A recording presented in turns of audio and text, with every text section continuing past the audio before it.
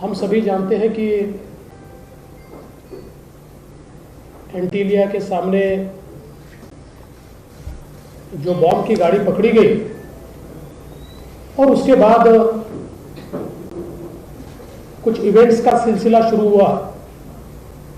उन घटनाओं में एपीआई सचिन वाजे ये अरेस्ट हुए। एटीएस ने भी कुछ लोगों को अरेस्ट किया और कई चीजें इसमें से बाहर आई। और इस बीच मुंबई के पूर्व पुलिस कमिश्नर श्री परमवीर सिंह, इन्होंने एक पत्र माननीय मुख्यमंत्री जी को लिखा और उस पत्र में उन्होंने यह आरोप लगाया कि तकरीबन 100 करोड़ रुपए की हफ्ता वसूली के टारगेट्स ये गृह मंत्री जी ने एपीआई वाजे और उनकी टीम को दिए थे। और उसी के चलते एक कंट्रोवर्सी खड़ी हुई, वो कोर्ट में भी गए। कल आदरणीय शरद पवार साहब इस मामले को लेकर उन्होंने एक प्रेस की और परमवीर के दावे इसलिए झूठे हैं कि गृह मंत्री तो 1 तारीख से 15 तारीख तक अस्पताल में थे, फिर होम क्वारंटाइन थे। और जो ट्वीट्स पवार साहब के हैंडल से हुए उन ट्वीट्स में यह दिखाई पड़ता है कि मानो गृह मंत्री जी ये नागपुर में होम क्वारंटाइन थे। सबसे पहली बात तो यह है कि आप में से कई लोगों ने देखा भी है, कुछ ने बताया भी है, ये माननीय गृह मंत्री जी का मैनिफेस्ट है। 15 तारीख को एक प्राइवेट जेट से वे मुंबई आ गए थे। उससे पहले उन्होंने प्रेस की, उस प्रेस का वीडियो तो कल ही मैंने जारी कर दिया था। और अगर हम देखेंगे तो 15 तारीख से वे अपने घर पर थे, लेकिन मेरे पास पुलिस विभाग के भी 2 मूवमेंट्स के कागज है। पुलिस विभाग में रोज मूवमेंट्स के बारे में कहा जाता है, बताया जाता है, उनका एक मैनिफेस्ट तैयार होता है मूवमेंट्स का। और अगर हम देखें तो इसमें तारीख जो है एक 17 फरवरी है। 17 फरवरी में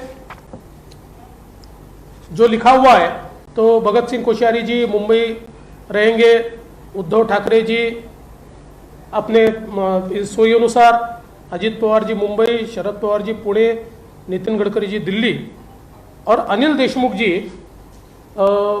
इसमें लिखा है 17 फरवरी 2021 15 वाजता, 15 बजे यानी 3 बजे मोटरीने सह्याद्री गेस्ट हाऊस येथे आगमन आणि ओपन। दूसरा एक 24 तारीख का मैनिफेस्ट है जिसमें वापस, चूंकि ये सारे Z+ प्रोटेक्टिव होंगे इसलिए इन्हीं का नाम इसमें आता है। फिर कोश्यारी जी, उद्धव ठाकरे जी, कोश्यारी जी मुंबई, उद्धव ठाकरे जी सोई अनुसार, अजित दादा पवार सह्याद्री अतिथीगृह 15 बजे 3 बजे, शरद पवार साहब मुंबई, नितिन गडकरी जी दिल्ली, अनिल देशमुख जी ये 11 बजे 24/2/2021 11 बजे मोटरीने निवासस्थान ते मंत्रालय जाणार, सोयीने निवासस्थानी परत येणार। अब ये मैनिफेस्ट है, गए कि नहीं मुझे पता नहीं है, इसलिए मैं इसके ऊपर कोई दावा नहीं करूंगा, लेकिन ये पुलिस के मूवमेंट के मैनिफेस्ट ये मेरे हाथ में लगे हुए। सबसे महत्व की बात इसमें यह है कि जो परमवीर सिंह इन्होंने पत्र लिखा है, आप सभी ने, मैंने कल भी उसको ट्वीट भी किया था। उस पत्र में SMS का एक या WhatsApp जो भी होगा उसका उन्होंने एक सबूत दिया है, एक एविडेंस दिया है, और जिसमें बहुत स्पष्ट रूप से वो पूछते 16 मार्च को and what is the date of wages meeting with HM sir, और उसमें एसीपी पाटिल बोलते हैं yes sir but it is in the end of February. तो इसलिए मुझे लगता है कि कल आदरणीय पवार साहब को सही ब्रीफिंग नहीं दी गई थी। एक राष्ट्रीय नेता के मुंह से, और जो देश में जाने माने नेता माने जाते हैं, उनके मुंह से कल गलत बातें कहलवाई गई, और जो प्रोटेक्ट करने का प्रयास ये कल किया गया, मुझे ऐसा लगता है कि वो पूरे तरीके से कंप्लीट एक्सपोज हुआ है।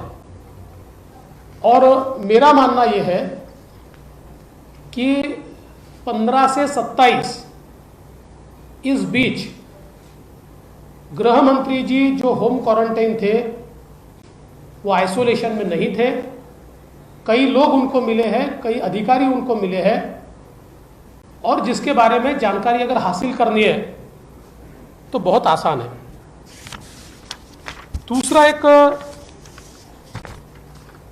महत्व का विषय मैं आप लोगों के सामने रखना चाहता हूं। मैंने परसों की मेरी प्रेस कॉन्फ्रेंस में कहा था कि ट्रांसफर्स का एक रैकेट ये कमिश्नर ऑफ इंटेलिजेंस ने पकड़ा। पकड़ने से पहले बकायदा डीजी और एसीएस होम की परमिशन ली, और उसका एक रिपोर्ट, ये रिपोर्ट भी उन्होंने माननीय मुख्यमंत्री जी तक पहुंचाया। 2017 में जिस समय मैं मुख्यमंत्री और गृह मंत्री था, आप लोगों को याद होगा कि मुझे जानकारी मिली थी कि मुंबई के किसी होटल में कुछ लोग डीलिंग कर रहे हैं और कुछ पुलिस अधिकारी वहां जा रहे हैं। मैंने तुरंत कमिश्नर इंटेलिजेंस को बुलाया, मुंबई सीपी को बुलाया, एक प्लान ऑपरेशन हमने किया, तुरंत इंटरसेप्शन किए, उन सभी लोगों को अरेस्ट किया और चार्जशीट भी दाखिल हुई, क्योंकि सारे सबूत इंटरसेप्शन के माध्यम से थे। इसी प्रकार से वही सीओआई जब उस समय थी, वही सीओआई अभी भी थी। और मैं बहुत स्पष्ट कर देना चाहता हूं कि मेरे आने से पहले भी माननीय आर पाटिल जी के समय कमिश्नर ऑफ इंटेलिजेंस वही सीओआई थी, श्रीमती रश्मि शुक्ला, और इसलिए उनको तीनों गवर्नमेंट का एक्सपीरियंस है। तो उनको जब यह जानकारी मिली कि एक रैकेट ये मिनिस्टर का नाम इस्तेमाल कर रहा है, उनके ऑफिस के लोगों के नाम आ रहे हैं, और कहीं ना कहीं ट्रांसफर पोस्टिंग में पुलिस वालों से सीधी बातचीत चल रही है, तो उन्होंने बकायदा उसके बारे में डीजी साहब के ध्यान में ला कर दिया। और फिर नियम के अनुसार माननीय डीजी साहब ने उसमें थ्रू डीजी एक परमिशन एसीएस होम को मांगी गई कि ये सारे नंबर हमको इंटरसेप्शन पे लगाने, और बकायदा एसीएस होम ने वो परमिशन दी। उस परमिशन के तहत जब कॉल रिकॉर्डिंग शुरू हुआ तो बड़ी एक्सप्लोजिव चीजें बाहर आने लगी, और कई बड़े अधिकारी, कई पॉलिटिकल लोग, इनके नाम, चर्चाएं, ये इसमें से बाहर आने लगी। और ये सारी चीजें ध्यान में आने के बाद इसको सारा कंप्लीट, इसका रिपोर्ट उस समय सीओआई ने तैयार किया, और 25/8/2020 को यह रिपोर्ट सीओआई ने, कमिश्नर ऑफ इंटेलिजेंस ने डीजी साहब को दिया, और डीजी साहब ने 26 तारीख को, ये अनसाइंड है लेकिन जो मंत्रालय में वो साइंड है, आप उसकी चिंता मत कीजिए, नहीं तो फिर वापस, और ये तो साइंड ही लेटर है। 26 तारीख को उन्होंने, डीजी साहब ने उस समय के एसीएस श्री सीताराम कुंटे जी को ये फॉरवर्ड किया और उसमें बहुत स्पष्ट रूप से उन्होंने ये कहा कि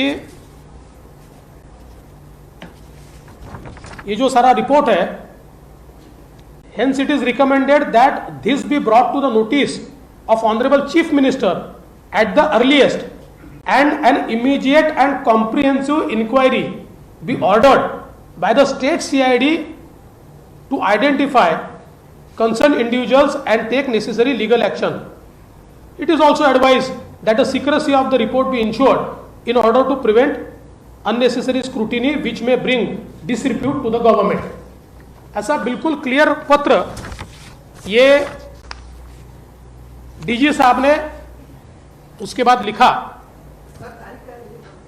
26/8। पहला जो है जो सीओआई ने लिखा हुआ है वो 25/8/2020 का है, यानी आज से 9 महीने पहले, कितना, हाँ 8-9 महीने पहले। दूसरा वो 26/8 का है। मेरी जानकारी के अनुसार उसके बाद इसके बारे में पूरी ब्रीफिंग ये माननीय मुख्यमंत्री जी को हुई और मुख्यमंत्री जी ने कंसर्न भी जाहिर किया, और ये मेरे पास डेटा है, करीबन 6.3 GB का, 6.3 GB का ये डेटा मेरे पास है कि जिसके अंदर ये सारे कॉल्स इंटरसेप्ट किए हुए, और ये एक पूरा रिपोर्ट इसका जो है, मतलब ये कवरिंग लेटर है और कवरिंग लेटर के साथ ये पूरे ट्रांसक्रिप्ट्स उसके ये रिपोर्ट के साथ माननीय मुख्यमंत्री जी को भेजे गए। लेकिन जब ये ध्यान में आया कि इसके ऊपर कोई कार्रवाई नहीं हो रही है, तो डीजी साहब ने भी प्रयास किया। आश्चर्य की बात यह हुई कि मुख्यमंत्री जी के यहां से वो रिपोर्ट गृह मंत्री जी के यहां चली गई, और उसके बाद इसके ऊपर कार्रवाई होना दूर, कार्रवाई किस पर हुई? कार्रवाई हुई कमिश्नर इंटेलिजेंस पे। कैसे हुई? तो पहले कमिश्नर इंटेलिजेंस को, वो सीनियर मोस्ट थी, डीजी का उनका प्रमोशन था, उनका डीजी का प्रमोशन रोक दिया गया और उनके नीचे वालों को एडवांस प्रमोशन दिया गया। उसके बाद चूंकि उनका रिकॉर्ड इम्पेकेबल था, सारे उनके सीआर बिल्कुल अच्छे थे, तो उसके चलते उनको प्रमोशन देना ही पड़ा। तो उनको प्रमोशन ऐसी जगह दिया, डीजी सिविल डिफेंस, जो पोस्ट ही अस्तित्व में नहीं है, और सरकार पोस्ट तैयार कर सकती है, लेकिन उनको देते समय कैबिनेट का भी अप्रूवल नहीं दिया पोस्ट तैयार करने के लिए, और 10x10 का केबिन उनको दिया गया। मतलब उनको बताया गया कि आपने ये जो इंटरसेप्शंस किए नियम के अनुसार और रिपोर्ट जो तैयार की,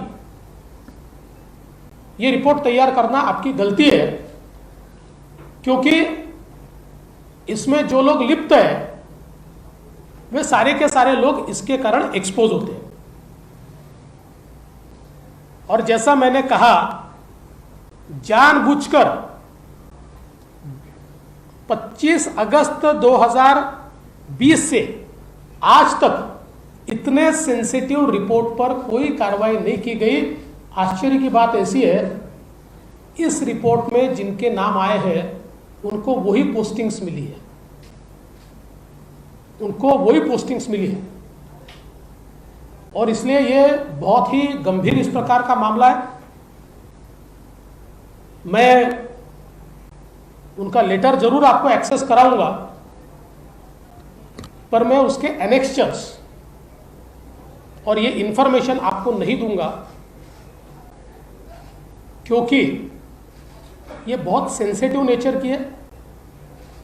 इसमें कई अफसरों के नाम आते हैं, कुछ सीनियर अफसर्स के भी नाम आते हैं, और इसलिए मैंने आज शाम को दिल्ली में होम सेक्रेटरी की अपॉइंटमेंट मांगी है।